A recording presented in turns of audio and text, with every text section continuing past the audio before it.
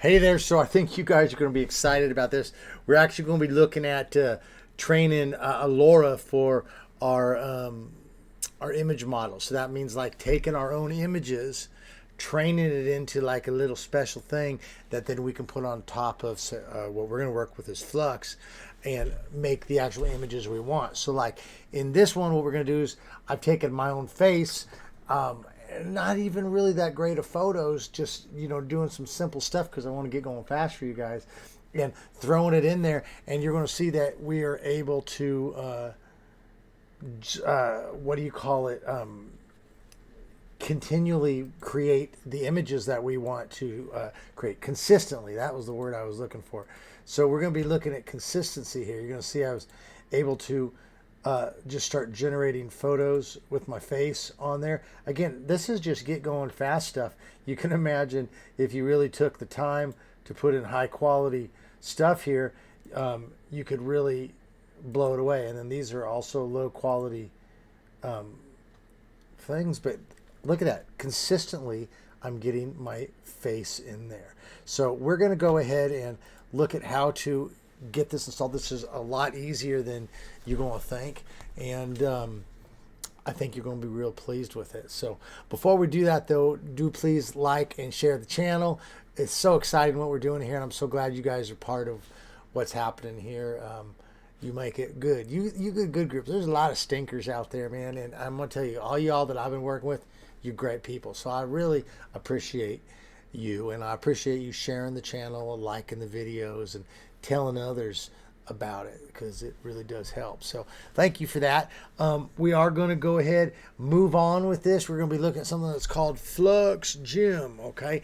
And it is so easy to use. It's really not that difficult. And I think that especially if you're getting into this for the first time, which I'm going to think you all are, you're going to find this very fulfilling, very easy to use. So, all right, with that said, let's get on to the getting on, yo.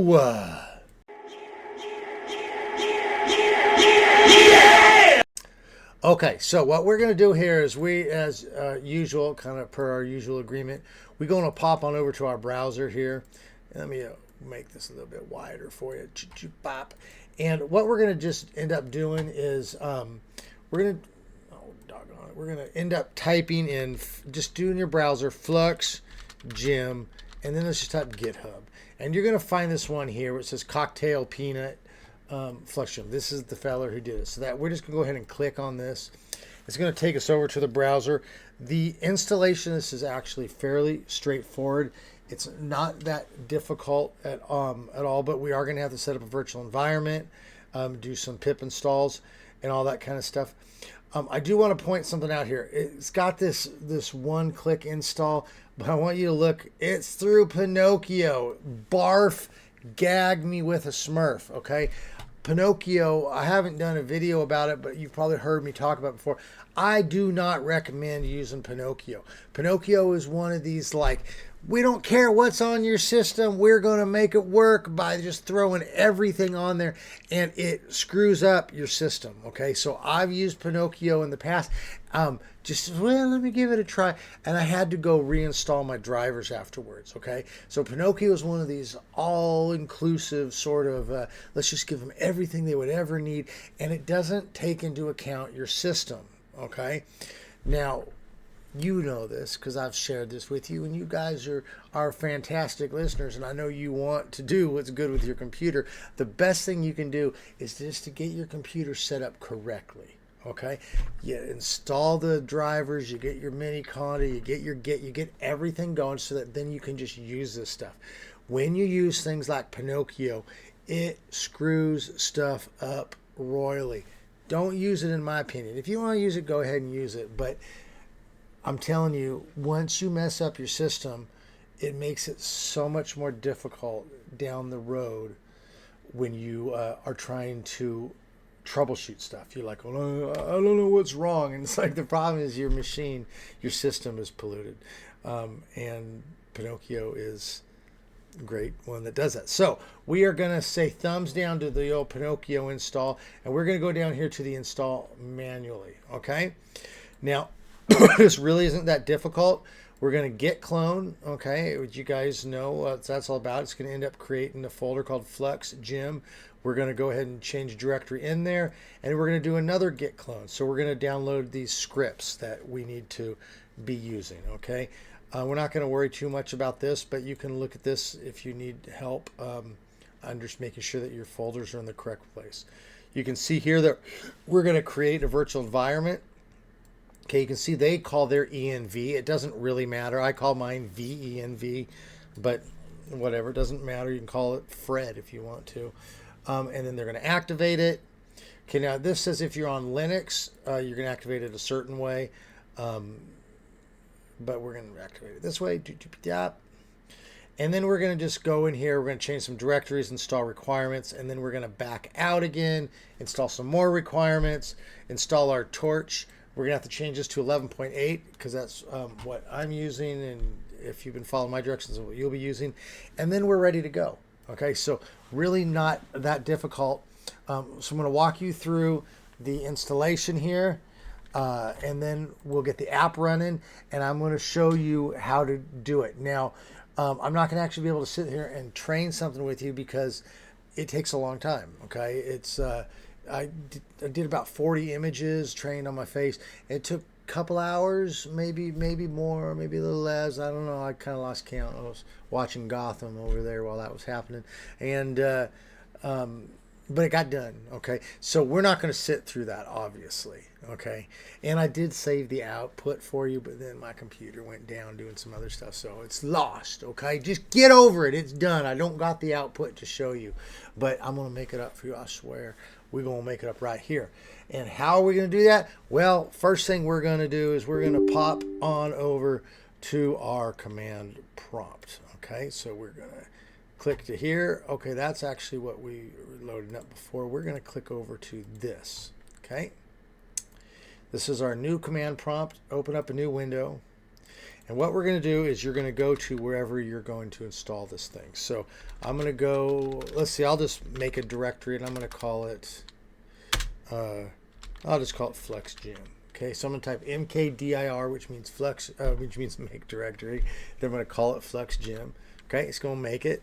Now I'm going to go cd FluxGym, and that's going to change directory to put me in FluxGym. Okay.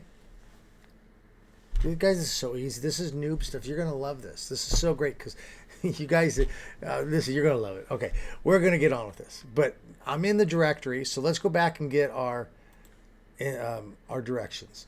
So let's go back up here. We're shunning the Pinokio install because it's garbage. And we're going back to our install manually.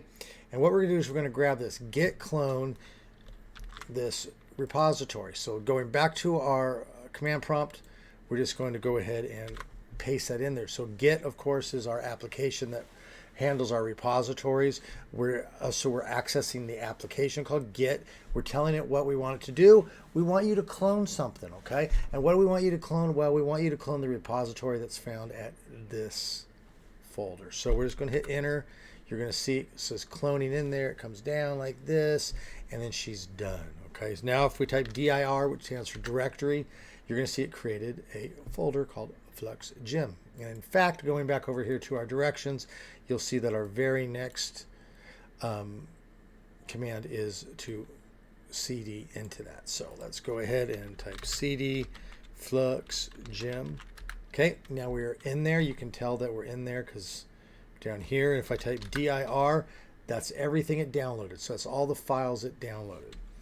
Now, I'm going to type CLS to clear my screen, just because clean screen, clean mind.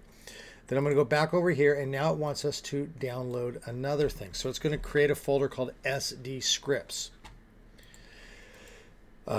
Here, so we're going to just go ahead and paste that in there. Same thing, we're calling Git. We're telling it wants to clone something. I'm not actually sure what that -b parameter means, but we're going to go ahead and download. Actually, let's go ahead and look that up really quick. Okay, and so we looked up, and that -b is just saying that we're looking at a certain branch. So when we're working with our repositories, one of the cool things about Git is GitHub, is that it allows people that are developing to keep different versions of their stuff. So say like I'm working on it at this point, and this is a branch, and then I change some stuff, I get another branch. So what this is doing is it's telling us that we want a particular branch. Okay, not a big deal to us, doesn't matter. So we're going to go here. We've typed this in, we hit enter, and now it clones it in there. It cloned SD scripts. If we type dir and then put a /, you can tell it's a / because it's the top of it is leaning forward to the right. Okay, and we type ad that says show me all directories. You're going to see that it created an SD scripts directory. Very cool. All right, so let's go back, get our next directions here. That was over. Oh shoot, I lost it. Okay, here we go. So we SD scripted it. Okay, now we're not going to worry about any of this. Now it wants us to go ahead and create the environment. So what we're going to do is we're going to copy this command, and we're going to go back over here, and we can paste it in. I'm going to change mine to Vim. I just like using, it doesn't really matter. You could call it literally whatever you want. You could call it my virtual environment is the greatest virtual environment that has ever lived in all time and all space, and you should use it. And it will create that virtual environment. But then you would have to type it in every time. So it really just kind of comes down to just sort of a consistency issue. And I consistently use Vim, so I'm going to use a V. Okay, no big deal. So Python, we're calling the interpreter, and we're using this -m to say we want Python to run one of its features as an app itself, as a module. What is it? It's called Vim. Okay, and so we're going to run Vim. Basically, this is just a long way of saying run Vim. And what we want Vim to do is create a virtual environment called Vim. Okay, easy. So we're going to hit enter. That is going to go ahead and create it. Okay, so we'll just wait here for a second. Now if we type dir/ad /ad, you'll see we've created a Vim folder. Okay, now we need to activate it. So virtual environments are only good if you activate them. It's just like getting a blanket. You're going to sit on the ground and say, you know, it's dirty. You don't want to get dirt on your pants. So you put a blanket on the ground. So you sit on the blanket, and it keeps your pants from getting dirty from the ground. Same thing. It protects the ground from you, protects you from the ground, all this kind of stuff. Okay, but it doesn't work unless you lay it out. So you can create a virtual environment, but if you don't actually activate it, it doesn't do you any good, yo. Okay, so we're going to activate it by typing call. So call just means we're going to be calling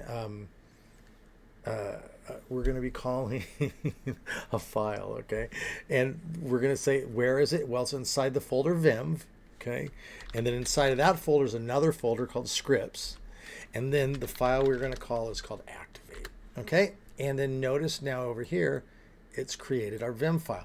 If this had been called my greatest Vim folder ever, then this would say my greatest Vim folder ever, but it says whatever you've named it. So now we're in here, so we know that whatever we're installing here, it's going to install it inside this virtual environment. Okay. All right. So now let's go back and see what it has us doing over here. So it had us doing, doing this, activating it. Okay. So now it wants us to go into the scripts folder and install requirements. So I want you to notice there's two requirement files going on here. Now, sometimes what I'll do is I'll look inside the requirement files because I know that there's going to be stuff that doesn't work, and so I'll have to fix it out. But I can tell you I've already done this. These requirement files are going to be fine for everything we need. So what we're going to do is we're going to go ahead and go cd sd scripts. Okay, and we're going to get into this folder. And now if we type directory, and I'm going to put it, oh, sorry, we're going to go over here. There we go. Sorry about that. Type cd and then sd scripts. Now it puts us in the folder. Okay, now I'm going to just show you. I'm going to type dir, so directory. I'm going to put this star, which means show me all files, and I'm going to put .txt that end with txt. So it doesn't matter what the name of it is as long as it has the extension txt.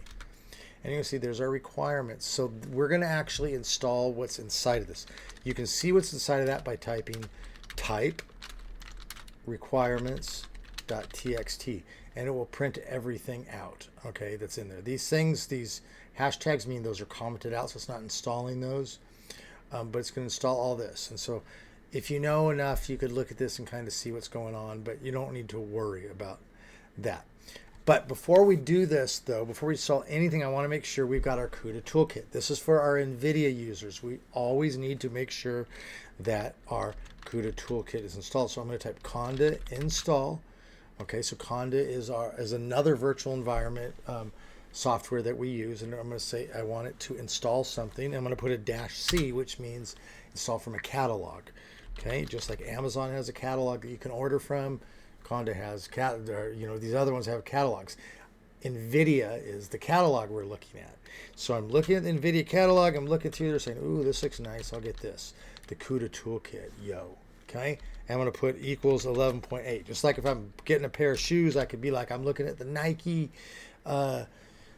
catalog and I like the Air Jordans, but oh, yo, I want to get the red ones. Okay. And so now I'm going to put -Y, which just is going to keep us from having to tell it okay later. So I'm going to press enter, and it's going to go ahead and it's going to go find all this. Mine's already installed, but it'll go and it'll install it for you into this thing here, and then you're ready to go. And it's also in our virtual environment. Now going back to our browser, we can go ahead and grab this command, this pip install requirements.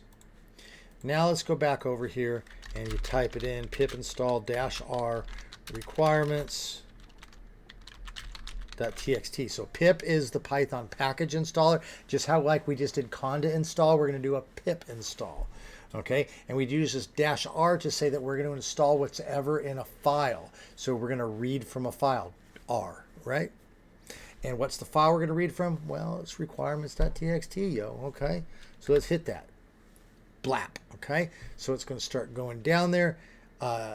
Mine's all cached. It's going a little bit faster. If you haven't done this before, it'll have to download them. Okay, but it pulls it in. It's going to install them. It can take a while. Sometimes it takes a few minutes. Sometimes it takes a few seconds. But it's actually literally installing the stuff that makes it run. Okay, so we just got to kind of wait for that. So I'll put you on pause here, and we should be ready to move to the next step here in just one moment. Okay, so we're back. That took a couple minutes. Now let's go back over to our browser, and you're going to see that we're going to have another install here, but it needs us to go to a different directory. So we're going to go, let's just actually copy this. We'll get ready. Now we'll go back to our command prompt. What we're going to do is we're going to type cd dot. So that dot means go back one folder. So you'll notice that we're in the SD scripts folder, which is a subfolder of FluxGym. So in other words, by typing cd -- it would take us to FluxGym. If I put another dash and dot, it would take us all the way back to this other folder. So, but we just want to go back one. Okay. So now over here, same thing. If we type, we don't have to do this, but if you type dir star.txt, you're going to see there's a requirements file here as well. Okay. So let's go ahead. Same thing. Pip install from this file, which is going to be different from the other one. We're in our virtual environment, so we know that it's going to not go into our main system. And now we'll sit here as this installs.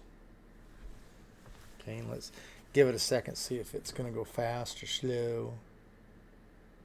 Look at, so that's got to download some stuff.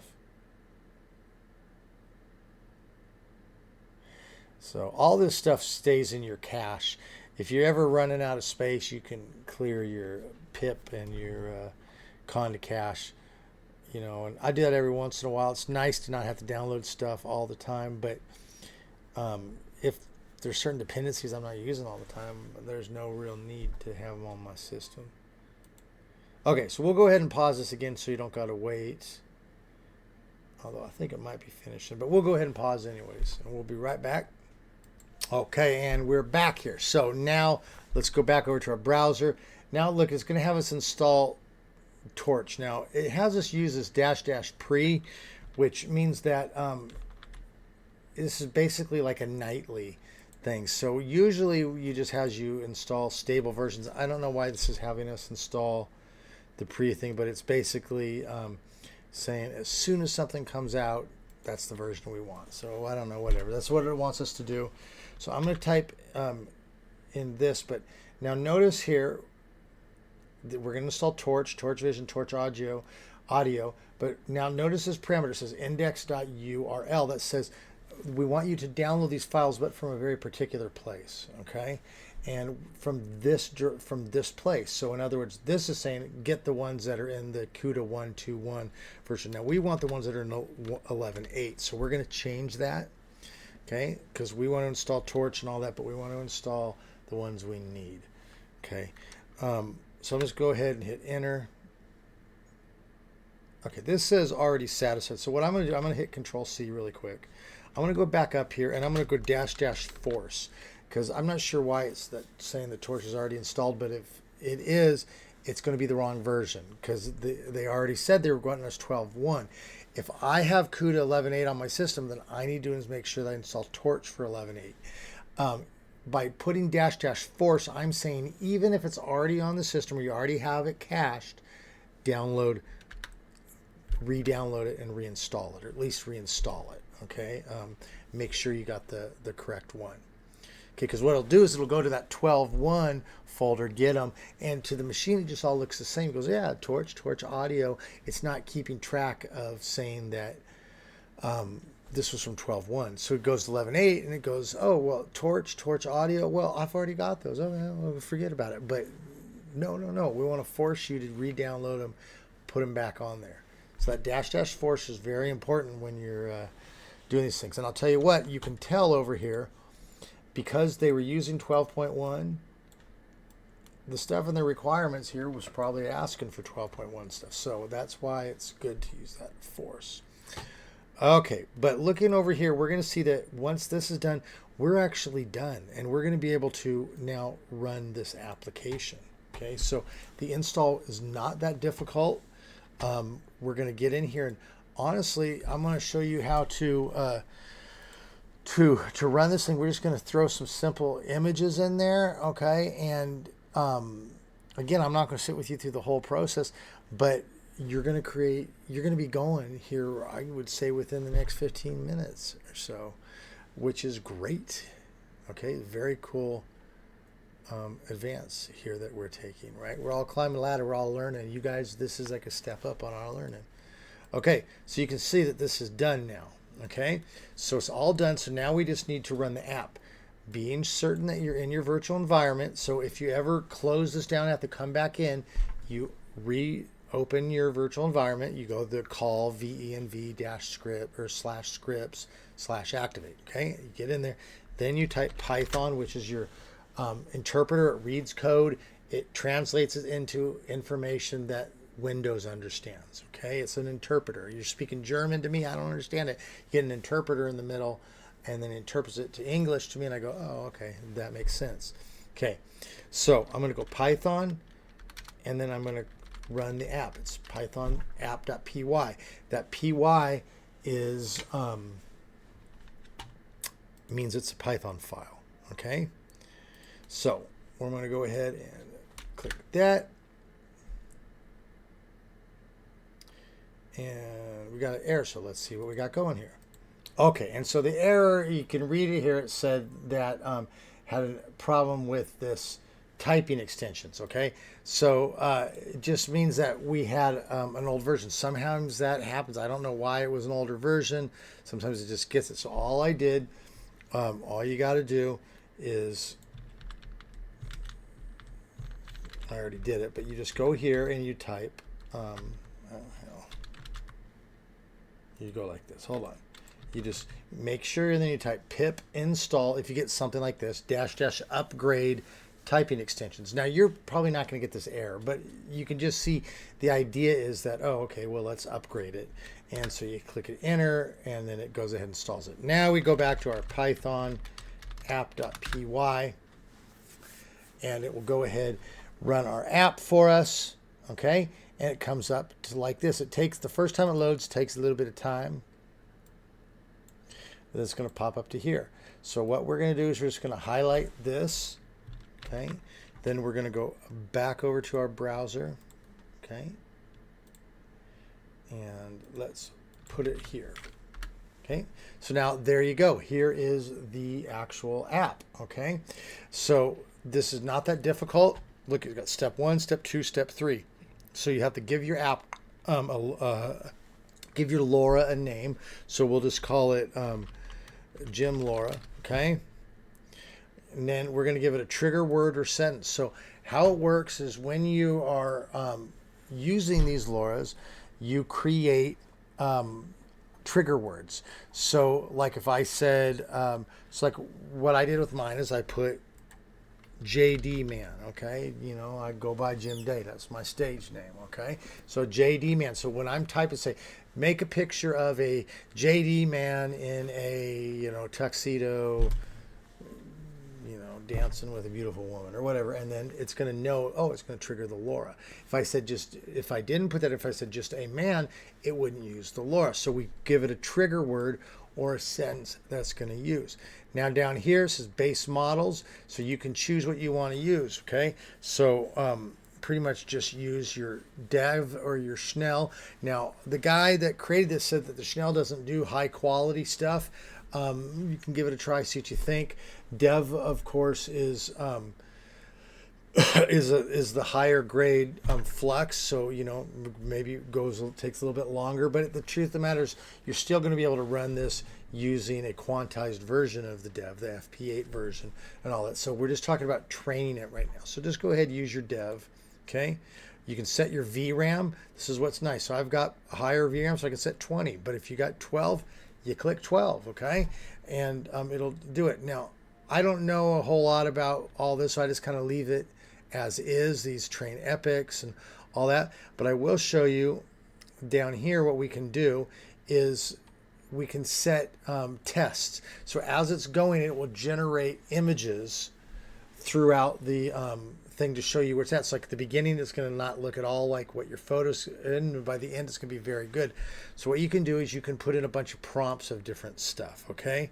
So you can say, JD Man, you know, riding a horse.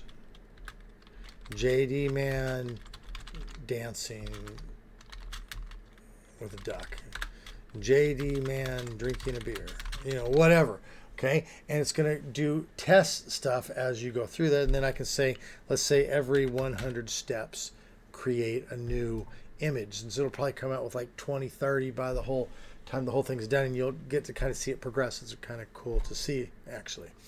Okay, so up here, though, is really where we need to be paying attention. And this is where we're going to upload our images. Okay, so again, the first one I did, I just used 8 images and it was okay. It doesn't really look at me, but really to get into this, you really need, like, I used 40 on my second one. It did great. If you did 100, I bet it'd be awesome, but it also means it's going to take longer. But you just click here, you go find your photos. Let me see where, let me throw some in here so you can see. It looks like image. Hold on just 1 second. Okay, and I grabbed some now. I just grabbed 3. 3 isn't going to do you any good for a LoRa, but I just want to put a few in there just to show you how it does it. Now, notice it puts the different pictures in there. It's going to train off your face. So honestly, when you're doing this, you should really be using different types of things. You know, like one you're outside, you're like, you know, another you're like, when you're wearing different clothes or just doing different stuff. For the sake of getting going fast, I just screenshotted a bunch of stuff and put up. It's not high quality, but it works. Okay, get your, you know, girls always have cameras on their phones that are just like awesome. My pictures look like crap.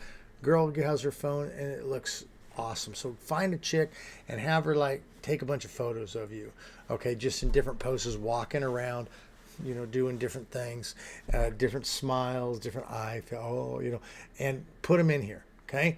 And you're going to get a high quality thing. But then what you got to do is you got to caption these things. Okay, so there's a few different ways you can do that.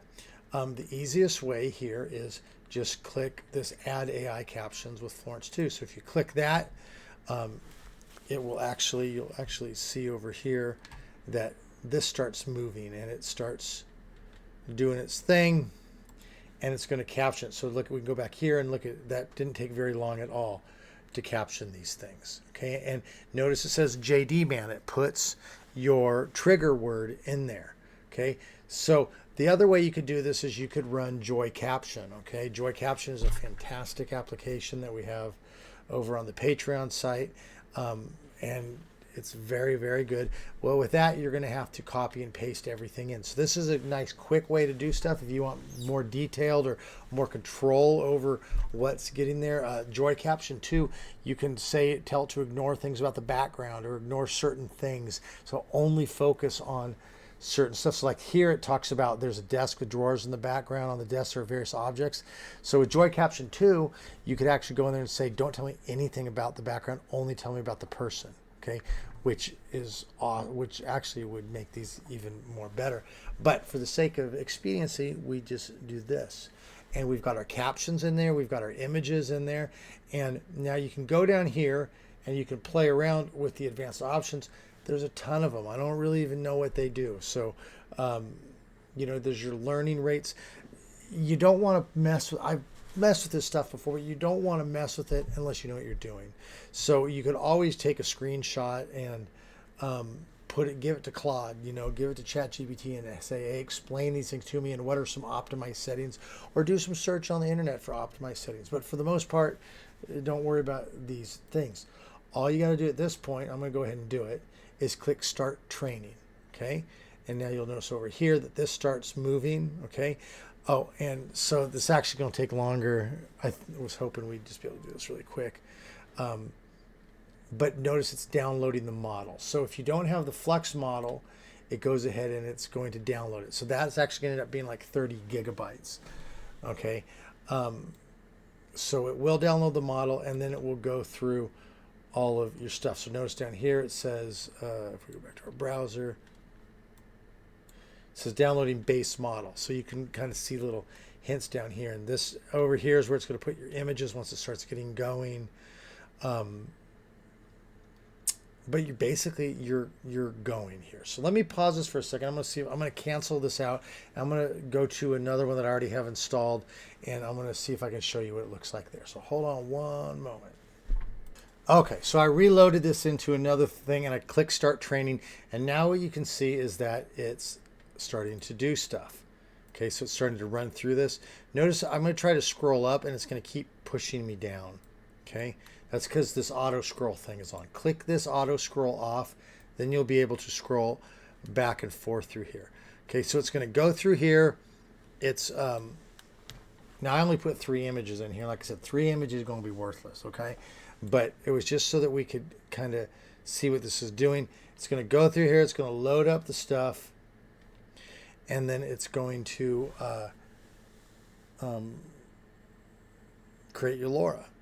Okay, so we could wait here for a second, see if it outputs a sample photo. I'd like you to see that. So let's, oh, there, see, it's moving more.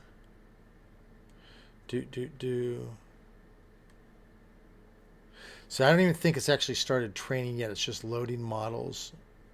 Okay, if you want to catch it back up with it, so you don't have to keep scrolling down, just click the auto scroll, and it's going to keep you at the bottom again, so you can see this going on. Because we want to pause it. We'll be right back. Okay, so this is taking a little bit longer than I want to wait to get an image up here, but basically, as this is going by, whoops, doggone it, as this is going by, you're going to see that this populates with images that it makes as it's going by. And like I said, you put a bunch in there, you'll get 20, 30. Now again, I only put 3 images in here, so we're not going to actually use this LoRa. I'm going to show you, we'll go ahead and I'll show you what to do with the one that I already made. This is your process, and this can take some hours, okay? So you lock it in, head out and go do some other stuff, you know, and come back. And it'll lock down your GPU too, so you don't want to be doing other stuff while it's doing that. So, but let's go ahead and we're going to close this out, and I'm going to show you how to use the LoRa that you have created. Okay, let's move on. All right, so what you do is you go to your folder that you installed all this in. So you go to your FluxGym folder, okay, and you're going to see here where it says outputs. Okay, so then you just go ahead and click on your outputs, and you can see I made a bunch of several ones I was trying with. Last one I used was this one called Gym again. So we're going to go ahead, click on that. Now you're going to see a bunch of these in here.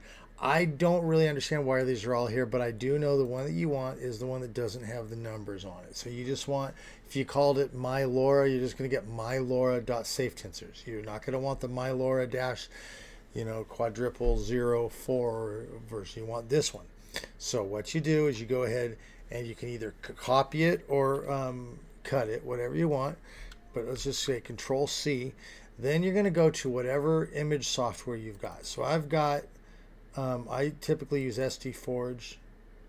I like, Comfy UI and all that stuff too. I guess I'll show you how to do it in both of them. But in SDForge, I'll go to my web UI, go to my models. You're going to find your LoRa folder. And then you're going to paste it in there. So you can see I've got it pasted in there. If you're using your Comfy UI, you just your Comfy UI, get into your folder, go your models. There's your LoRas. So you would paste it into there. Okay. Now, when you go to your different applications, so let's go back to the browser here. And so I've got SDForge running here. Okay. So for this one, what I would do is I would just go down to my LoRa's, refresh it, and then you see there's my gym again. So you click it and you'll notice what it puts up here, LoRa gym again 1. So there it is. So now I can go ahead and do my stuff. So let's turn this way down. I'll generate something, but I don't want it to kill the system. And so now I got to use my trigger word. I'm going to say a JD man waving the American flag. He has long hair and is wearing a hat. Okay, and then I'm going to put all this other stuff here. Let's get this out of the way here. Okay, and then I'm going to just click generate. Now, hopefully this will work while I'm running the thing. Yeah, there we go. Okay, and there we go. We got a nice photo. Now, I did pause it here. I cut some stuff out and I changed the resolution up because it was not working at such a low resolution as 200 by 200. But there you go. Popped it out there. You can see that's a nice photo that's got my face on it. And the LoRa worked good. We went over there and we have to add the LoRa. We clicked on it. Comfy UI will be a little bit different. You just have nodes that you'll just... it'll have a LoRa node, and then you'll click that to add it. And then you just type it in, a JD man waving the American flag. So you need to know the trigger words. Okay, and there it is. Oh, that was a pretty easy install, not a bad process. If you do want to just get going fast, I have a installer over here. All you got to do is just click it. It takes you over to, what does it do here? It does this. You just drop it into your folder wherever you've installed. Let's see, mine was installed over here. And you have this zip file. Just extract it and then just click on this and it'll do everything for you. So you don't have to worry about setting up your virtual environment. You don't have to do anything.